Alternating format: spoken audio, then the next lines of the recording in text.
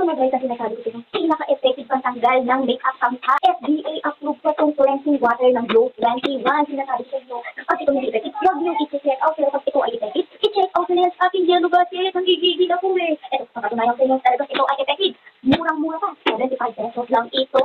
Kaya guys, tignan nyo kung gano'n ka-effective, kaganda at kabangutan ng cleansing water ng Glow 21.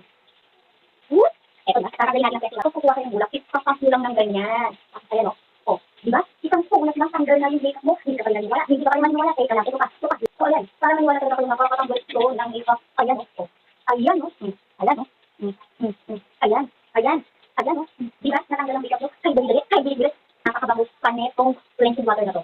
Para lang siyang tubig na naghilamos ka. Pag ginamit mo to, hindi ka tulad ng iba na parang oily ang inyong mukha. Ito parang naghilamos ka lang. Parang tubig lang talaga siya. O, hindi ka pa rin maniwala. Hindi ka pa rin mabibilis. Kung ano pang nilipin mo, hindi nyo bakit nga. Baka maubusan ka pa ng cleansing water habang 75 pesos lang to. Ikisin yung